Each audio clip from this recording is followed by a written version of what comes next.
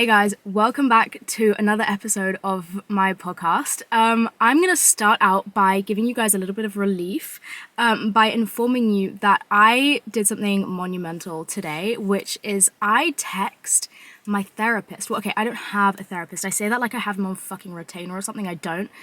So I used to go to this therapist and he was incredible. He was also absolutely extortionate. No, actually, extortion is the wrong word because he was worth every penny, but he was very expensive. At the time, I couldn't afford it, so I only had maybe I had like 5 sessions with him, and then I went elsewhere. Well, I went nowhere. I've actually been suffering alone ever since. Not important. But I saw him. I saw him out at this local market, and I was like, fuck, because I've been meaning for the last 3 years to get back in touch with this man. Because I've been in therapy since I was, well, literally my first therapist I had when I was 6 years old. So I've been playing this game for a little while. I've been in and out of therapy literally my whole life. So I went to therapy when I was 6, probably came out of it when I was like 8. It was no help. It was terrible. Went back in when I was 13, came out of it again when I was 17, and then have been on and off finding my own therapists ever since, most of whom were trash. And actually some of them I think genuinely deserve some kind of penalization for the way they spoke to me. Like, some therapists, I swear to God, care less than your average Joe. Like, some people who work in like the mental health sector directly should not work it. Like, do you know what I mean? Like, there's being bad at your job and then there's being actually atrocious at your job. Like, this is such a specific line of work. What on earth are you doing here? Do you know what I mean? Like, I have no formal training and I could do better at not making a person want to off themselves more when they leave your office than when they walk through the door than you could. Do you know what I mean? Like, just be a human being. You can be a bad therapist, but why are you not even a human being? Anyways, not my point. Point is, I finally texted him today, and he is the only okay, I've had 2 good therapists in all of my years. One of them was so helpful to me because I met her when I was I was homeschooled as a teenager because I was too anxious to leave my house. She was the one that helped me get back into education and got my life kind of back on track. So there was her, who has a big place in my heart, and she wouldn't be helpful for me today though, because I don't think she just wouldn't be helpful. But she was good for what she was. And then there's this man who I met when I was like 18 or 19, and holy shit, we only had a few sessions together, and when I tell you the things that he said to me still play in my mind to this day and completely changed the way I look at the world, the way I look at myself, the way I treat myself, the way I deal with everything in my life, because I view myself as a completely different person because he made so much make sense for me. Do you know what I mean? Anyway, I finally text him again. The reason I hadn't texted him before was because I was honestly like avoiding working on myself. I go through phases of my life where I'm too exhausted. And I used to think that was a bad thing. I'd be like, oh, I'm entering one of my phases of like choosing to be a bad person. But then I realized you are not like you're not a constant self-improvement project, and you actually deserve to be happy and fulfilled, and you deserve love, even if you aren't actively in therapy working on yourself. And you don't always have to find a flaw to work on in order to be worthy of like love, whether it be from yourself or from other people. You're allowed to not do that. I mean, it's good if you do it. You should do it. You should definitely, be working on yourself, be always looking to improve, but it can take a back seat sometimes, as long as you're not like being harmful to anyone. Like, I feel like there's nuance here that I'm hoping people just understand, but I used to feel like I kind of wasn't worthy of loving myself if I wasn't also picking myself apart, trying to be better. And that is so exhausting, and it's so not true, and it's ridiculous. And honestly, it really made me like resent therapy and resent myself, resent my own company, because I was so... And I would police my own thoughts too, which was really bad. Like, your brain has to be your number one safe space, in my opinion, for you to think the most disgusting thought in the world or the best thought in the world, and for you to allow it to be thought, because it's you in there. Like, you should always be safe with yourself. You can choose how and where and when you correct yourself in your thinking, and you have to, obviously, what you say out loud, that's when it affects other people. That's when you have to start taking some different kind of accountability. But your brain you have to be safe with you. You have to come home to yourself at the end of the day and be safe to be any version of yourself. I don't know. I'm really going off on one right now. I don't even know what the fuck I'm saying. Anyway, I text the therapist. I'm finally going back to therapy. Well, I hope so. He hasn't replied to my message yet, and he might not have any availability. He might not even be a therapist anymore. I don't know. But I've always felt a bit safer going through life because I'm like, I know he exists and I know he's out there, and I know if I finally get my shit together and text him that I can fix some of the problems I'm having. So I've just felt content going through life as a crazy bitch, being like, well, you know, I feel comfy being crazy because I know I'm not stuck here because I know this man exists. Do you know what I mean? Like, I feel like I don't feel hopeless because I know he's out there. But I finally got to a point where I'm like, you know what? Let me just text him. Like, I really want to continue that, like, line of work we were doing, that journey we were on, because it was going somewhere very good. I just couldn't afford it, and I didn't really have the time because I was a student and I had fucking essays to write. Anyway, one of the other things, I put out on my Instagram story and I said, what do you guys want to like chat about on the podcast? And a lot of people talked about like friendships and like friendship breakups, and just a lot to do with like negative feelings throughout friendships. And especially as like a woman or a young girl, I have a lot to say. My first thought is that, so I can't remember what this one girl said. She was like, I've lost a friend. Can you hear that in my throat? I can't burp, so air just does that in my throat. It's really gross. It's really annoying. Anyways, I think when you lose a friend, okay, I actually was thinking about this the other day. For me, going through a breakup is often more intensely painful at the time because you've lost something that was a bigger presence in your life than a friend, probably. But I actually think friendships ending can be much more like profoundly painful. Like, it actually hurts more when you sit and think about it, because I've never felt that known by my relationship, by my partners in the past, because until now, the last relationship I was in, I was 18, so, and before that, even younger, so I never had felt known by any of my partners, and still even now, like, I struggle with it because I think someone can only meet you as far as you've met yourself, right? I really believe in that. And so I never felt known by my partners because I was like, you know what, bitch, I don't even know myself, and I know that you can't possibly know me, and I know that you probably don't know yourself, and I probably don't know you. And like, I'm here and I'm enjoying your company and I like your essence, but I don't really, there's nothing, I don't feel like cosmically known by you. Shall we fucking say it? I don't know. So when my relationships would break up, I feel like people think that's meant to be more painful, but I was always more affected by like long-standing female friendships ending, because it's kind of like if you're fighting with your boyfriend, but I'm gonna use only the term boyfriend, talking to the girlies out there. You're fighting with your boyfriend, right? And he calls you a bitch. You're probably not going to start questioning whether you're actually a bad person, you're an asshole. You're not going to sit there and think, oh my God, did I do something? What, am I really a bitch? You're probably not going to do that. You're probably going to think, fuck off, dickhead. And you're going to like do something else. I hope, right? I would hope.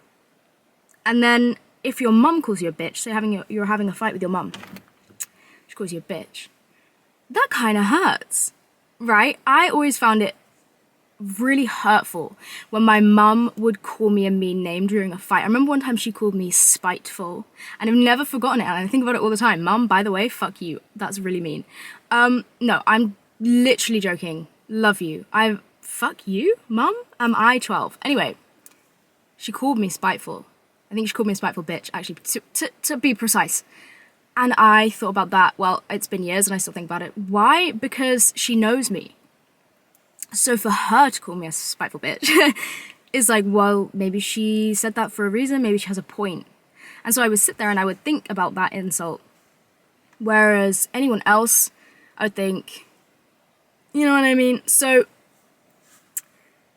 personally, I feel like when friendships break up, it is more deeply it affects me more deeply than when other things break up. So I feel like if that's how you feel, then that's normal. And I think it's very rational to be more upset by your friendship ending than like if you were to be upset over your relationship ending. Because that's how I have previously felt. And another thing there is I feel like, you know the saying like, oh, when one door closes, another one opens? Bitch, that's actually true. And I hate when things are actually true. Like, I hate when sayings turn out to be true because it pisses me off. But unfortunately, I think these people have a point, right? So I think, let's put it in better words, right? If you want a new life, this is quite profound. If you've just like fallen out with your friend, this isn't really what I'm talking about. I'm talking about like you've had a serious issue, like you've lost your friendship group, something quite like big has occurred. I think you have to, if you want a new life, you can't keep your old one. If you want to be a new person, you can't keep the person that you used to be around. And that probably means, in fact does mean sometimes, that you have to lose your friends. About 2 years ago, I lost a really good friend of mine. Not good, actually, she was a horrible friend, but we'd been friends for a very long time. And we stopped being friends. And I was literally the most heartbroken I've ever been. Over and above any relationship ending, that me and this girl had been friends since we were like 7 years old, and she'd been my best friend, and our friendship ended very suddenly and very badly, and I was literally distraught. Like, I went to therapy over this friendship ending, right? I felt so, actually felt ashamed, even though now I would say very strongly that was nothing that I did and I didn't do anything wrong, and I'm very grateful that relationship and that friendship came to an end because it was extremely abusive and extremely toxic. At the time, I couldn't see that, and now, looking back, I would say thank God I lost those people, because if I kept them, I would not be where I am now. My camera just decided to literally have a meltdown on me. It's hot as fuck in this car, so my camera just overheats. Anyways, I think I was just in the middle of projecting an experience that I had with bad female friendships. My point is, right, it's hard as like an adult woman. I hate saying that, but I love it. Love it, but hate it. As an adult woman, right, with like access to basically all social settings, right? Like, I could go to a bar, a club, I could get a sports membership and do loads of sport classes. I could go anywhere I want with other people my age, and I could probably make friends, like today. Like, if I wanted to, if I was really on a mission, I'd probably go out and make like 3 new friends this afternoon, right? Get their numbers, ask them for coffee, be like, hey, you know, I could do that. But like, it is, even with all that access to people, it's really hard to find good friends. I remember someone sent in on my Instagram something about like friendships in school, and I was actually lucky enough to meet one of my best friends when we were like at school, and I like maintain that she is my best friend to this day, right? But I think that's luck, and I see a lot of people maintaining their friendships from school even now, even in our like early 20s. People are still friends with people they were friends with in year 9, which is great. But I feel like it's rare, and a lot of the newer friendships I've made since leaving school are more fitting for me. Like, it is really hard to meet people you're compatible with. Think of how hard it is to meet the love of your life, right? Think of how hard it is to meet someone you're romantically compatible with. It's not that much easier to find a really good friend.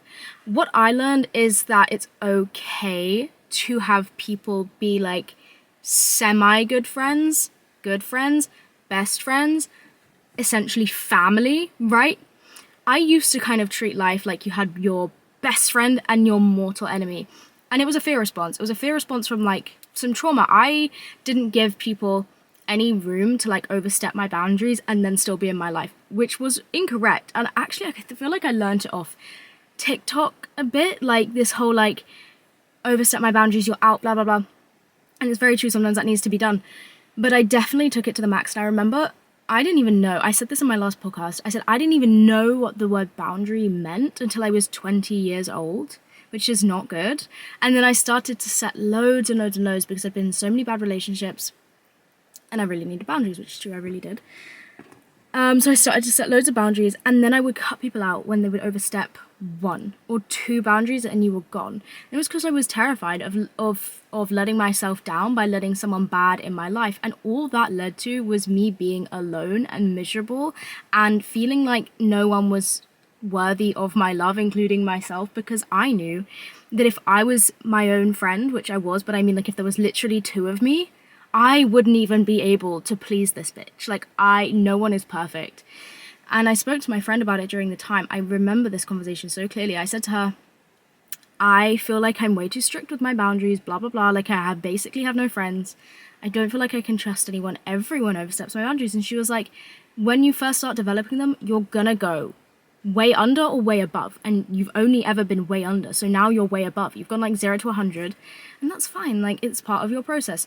Set loads of boundaries, overuse your boundaries, and you're just gonna, it's an experience. You're gonna learn where you sit and what you're comfortable with, and it's gonna be a big adjustment, and you're gonna figure out when someone has overstepped too many times that you get rid of them, and you're gonna become less afraid, and you're gonna relearn to trust yourself, that you can make good choices in the people that you surround yourself with.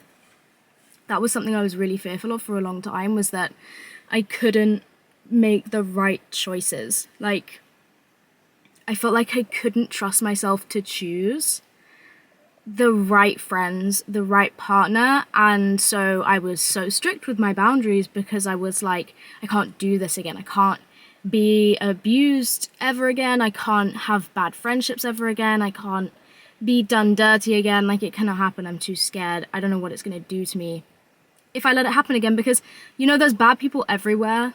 That's non-negotiable. The only thing that you can do is put things in place to protect yourself. So I got into this mindset of like, it's my fault. It's my fault if I don't do the right things, if I don't put the right precautions in place to protect myself. I know there's bad everywhere, so the only person that can be at fault for letting it in my life is me, which is way too fucking harsh. Bitch, I'm just a girl. I'm just a human girl, just a lady. I'm just living. Like, you're gonna make mistakes. People are gonna blindside you. Me, blindside or blindside? I'm not sure. But it's okay. Like, I was just really scared for a while, and it's okay. And the more that I've like dared myself to live and to be around people who do scare me, and I'm like, oh, you're sus, but hey, do you know what I can do? I can keep you at arm's length. I've become less scared of living, is kind of what I'm saying. Is any of this helpful information? No. Does any of it make sense? No. Is any of it transferable? No. I don't really know how I figured out what boundaries were important for me. Most times I go off vibe. There are some very specific things, like you don't speak to me in a certain way, you don't say certain things, you don't expect certain things from me, and if you do, you communicate it, and if I don't give it to you, you talk to me about it. You're not a reactive person, you're not blah blah blah, or you're reactive in the right ways. There's all sorts of things, but most times I do go off vibe, I'll be honest. One of the other topics of conversation that I kept seeing be brought up in the little story swipe up thing was university. Now, the only thing I am seeing on my For You page is university, and I genuinely feel for you guys. Like, I feel like I only see the bad side of it. Like, if people are having fun, I feel like I don't see that. I feel like I see the people being like, how the fuck is everyone so happy? Why is everyone making friends and I'm not? Blah, blah, blah. Let me tell you the only thing that I can say that's going to be helpful, because I actually fucking hated uni, and you could not pay me to go back. Which, actually, I tell a lie. I didn't hate it that much. I was going to get a master's. The only reason I'm not currently back at uni getting a master's is because I'm doing a podcast instead. Woo! It's always a backup plan, right? So I got my undergrad, and I was going to get my master's in forensic linguistics. Well, I actually didn't apply, but I was going to take a year out because I needed to go back to therapy. I needed to breathe. But then I was going to apply for a course of forensic linguistics at York University, and I was really excited. It's been my dream course for 5 years, and I was very determined to go there, and only there. I would settle for nothing else. Let me tell you, when I first moved to uni, I hated it so much. It was the worst feeling for me. It was like deep dread, deep homesickness. My perspective on everything changed. I felt like, does everyone feel this clueless about life? And if so, that's terrifying, because I thought adults knew better. And I'm starting to think adults don't know any better. I genuinely lost my mind. I was so stressed out by the fact that I felt like I no longer had the ability to fully rely on an adult, because I was suddenly one, and it made me so uncomfortable. I also had no friends. I really didn't make very good friends for the first 3 or 4 weeks, I ended up moving accommodation, which was the best thing I ever did. Maybe you consider that if you're finding that your flatmates are shitheads, because mine were. They were just lame. Like, they just were boring. Two of the girls were really mean and they only spoke to each other. Two of the girls carried around teddies with them, I seem to recall. And then the other 3 people in the flat were me and 2 boys, and both the boys dropped out within like 2 weeks. So I moved out of that flat pretty quickly. I also couldn't afford to live there. It was one of the nicer accommodations. I feel like if you go to a really nice accommodation on campus, it's going to be less fun. I moved from that accommodation into the second shittest one on campus, and I had a great time. I made amazing friends. And, okay, I have this theory that if you're in one of those accommodation blocks where, you know, when the furniture is like stuck down, like the bed is merged with the wall, the desk is also merged with the wall, and your bathroom looks like a hospital room, I feel like those ones are very hard to feel at home in, because it's like you feel like you're in a hotel. That's how I felt. That was my first accommodation. And then I moved into the shittest one, which was quite comparable to a jail cell, but luxurious, because you could move your bed however you wanted. It was just like fucking metal slats on legs. It was brilliant. I have never had so much hip pain as when I lived there, but I've also never been so happy, so that's fine. It was literally a block, and then there was a sink in the wall, which was quite nice. I added a bit of character. I used to pee in it all the time. It was great. Big wooden wardrobe and a massive wooden desk, which was next to an old ass window that looked out onto an old ass rose garden, and the room just had so much more character, and I loved it, and I really felt like I could be at home there. And I made really good friends there. It was comparable to a jail. You did have to go outside to get to the kitchen. The toilet was also the most like criminal thing I've ever seen in my life. But the people were better, the vibes were better, do you know what I mean? Anyway, I went to this counselor's office in the first few weeks when I hated my life, and I was like, everyone is happy except me, and I want to die. And she was like, do you know how many kids have said the same thing to me today? She was like, everyone looks like they're having fun. No one's having fun. No one's having fun. Everyone's homesick. Everyone hates it. No one knows how to cook. No one knows how to clean. No one knows how to take care of themselves. Everyone misses home. Everyone's unhappy. You will always get those few kids who hate their home life, and they come to uni and they feel happy and they feel relieved. Or the kids that were at boarding school and they know how to do this shit. They're not homesick. They've always lived like this. There's going to be kids that genuinely love it there, that genuinely thrive in a setting away from their home. And there's going to be the other big majority of kids that seem like they're having a good time. They seem like they've got all these friends. They seem like they're okay just transitioning into that massive change. They're not. Like, I don't think people should feel as alone as they do. I don't think anyone's very comfortable in the first 3 years of uni, I would say. I don't think anyone's that comfortable. Yeah, you couldn't pay me to do first year again. I did enjoy it in the sense that I had a big fat crush on the president of Gay Sock. So I would go every Wednesday, or was it Tuesday? I think it was Tuesday nights. We would go out, and I would just stare. I was quite obsessed with this girl. Actually, it's, when I look back on it, a bit concerning. Like, I don't know what came over me. I mean, she's gorgeous, but like, I'm not normally an obsessive person. Something possessed me. God knows. But anyway, my camera just had another heart attack. Anyway, the reason I was even thinking about that was because I went on my Instagram, like, archive, and it said 4 years ago today, and I was in my kitchen cuddling one of my rabbits, which is dead now. Peace, love. Anyways, and I was like, wait, and I had moved to uni 4 years ago today, and I'd come home. So I must have only been there like 4 weeks before I came home. Like, that's way too long. I must have been like 3 weeks. Yeah, no, that's like 3 or 4 weeks. Wow, I made it quite a long time before I came home for the first time. My uni wasn't that far away. I lived like 2 hours away from it, so not even 2 hours, not quite. Like an hour and a half probably, but yeah, I came home. I was so homesick and so unhappy. And yeah, literally, like I said, the only thing that really kept me there was like I had a crush on this girl, and like little things get you through, right? And I did have friends. Like, I had good friends as in we were close, but they weren't good friends as in they weren't good people, and I never really felt like appreciated. I was friends with a bunch of boys in my first year, not by choice, just because that's kind of the way it worked out. Those just became my people through, like, when you're at uni, I think people tend to panic, and I panicked, and I kind of took what was in front of me, and some of them were good people, some of them I stay in contact with till this day, but some of them were just bad, and I always felt really sexualized in my friend group at uni. I always felt like they had like bets almost on who would sleep with me, and I just didn't ever feel seen as a human being. I felt seen as a girl, and in their eyes, girls were less than human beings, so I didn't want to be seen like that. I didn't have great friends at uni, but then I had friends separate from that friend group, friends that I met in my accommodation who were such good people. They remain, like, my best friends to this day.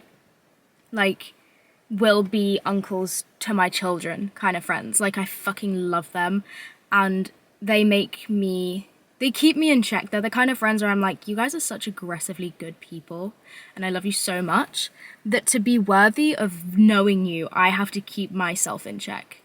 Like, those kinds of people. And those are the kind of people you need in your life. Because when I'm only responsible for myself, I tend to slip up. Like, I'd be like, oh, it doesn't matter if I start behaving in a certain way, or I drop my morals, or I date this shit person, or I do this shit thing, or I stop taking care of myself and I become a bitch.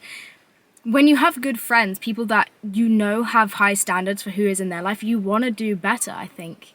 Because I want to feel, I mean, I know they're going to love me no matter what I do, and they have loved me through some intense phases of mine. Some phases where potentially I was a little bit annoying, going through a lot and just, like, acting a little bit crazy, we'll just leave it at that. Then they've loved me through everything, so it's not like, oh my god, I have to, like, earn their love. It's just like, I want to feel like I don't know, I can't word that in the right way, because it's not like I want to feel worthy of love, but it's like, I want to, like, earn my spot in their life. They deserve people who know what it means to be loved by them. Do you know what I mean? Anyway, that's getting way too deep. Fuck those bitches. I don't even fucking like them. I don't even fucking like you guys. That's why I never hang out with you anymore. Because I'm cool and I'm way too busy for it. So you can completely honest with you. No, but it's actually sad because we've all obviously finished uni now. So they live up north and I live down south. So it's kind of hard to see each other, and that's the thing that sucks when you leave uni, is like most people don't end up in the same place, which is just, and it's weird because you go from living by them or even with them for like 3-4 years, and then suddenly you just see them like maybe once a year, maybe twice a year for birthdays, and it's horrible. It's so sad, but it's just the way the world works, I guess. Gotta get rich so I can afford more train tickets. Train tickets in the UK, that's something we could fucking talk about. I need to learn how to burp. Can you hear me struggling? The amount of air just constantly sitting in my throat. And I googled it, and I'm not crazy. And apparently I'm missing some kind of apparatus in my throat. And apparently I really can't burp. Do you know what else I'm excited for today? I'm going completely off topic. I bought new makeup. The last time I sat and bought makeup, I was 16, and I just got my first paycheck for my first job. I worked as a waitress in a pub. That was the last time I purchased makeup. The only makeup purchases I've made since are, like, I have a drugstore concealer and foundation that I've replaced over the years because I've used it all up. And I think I've bought, like, mascaras and stuff like that. But I've not actually, like, bought makeup, especially not expensive makeup. And I saw this video on my For You page the other day, and it was this girl doing her makeup. When I tell you I bought, like, every product in the video, I don't know what possessed me. How many videos I must see every day of people doing their makeup? Like, hundreds, right? There was something about this video, and I was like, that's what I need. And I bought like half the products in her video, and I'm so excited they've been coming. Like, half the stuff is here today in the post, and I have an event tonight, so I'm gonna do some of my makeup, and I'm kind of excited. But then a part of me wants to wait until all the makeup has arrived in the post to, like, do it all at once. My camera cut off on me again, which leads me on to my next topic, okay? Spotify. I hear you guys. I know that you want this podcast on Spotify. I know that that is my preferred place to listen to podcasts as well, rather than YouTube. So next week or the week after, all of these will be uploaded to Spotify, and all of the new ones in the coming future will also be uploaded there. Now, why is it going to take me a week or 2 weeks? Well, I can't think of a title for the podcast. If you have any ideas, let me know, because that is genuinely the only thing stopping me from uploading them all right now. But yeah, just a heads up, we're not always going to have these camera issues, and I am going to get these babies on an easier sort of like streaming platform, because I know they're also going to still be on YouTube. Don't worry about it. I'm just going to upload to both because I know that that's a little bit easier. And yeah, anyway, as I was fucking saying, really sad. I'm going to wait for, like, the end of the week to use all my new makeup products, but I have an event tonight, and I'm starting to think maybe I should redo my makeup because I've sweated it all off, and maybe I'll just use my new products. I probably should, shouldn't I? I probably should, but I hate doing that. I hate, like, and then it's anticlimactic when you finally do get to use them, and you're like, oh, I've used half these things before, so it's not, like, an exciting new thing. It's like, oh, well, it's just kind of, like, a little bit exciting. That's my dilemma for today. So anyways, that's all. I think I've projected my issues onto you guys enough for one day. I am gonna see if my ex-therapist, replies to my text. Fingers crossed. fingers crossed. Until next week, I love you guys very much, and we'll speak soon. Bye.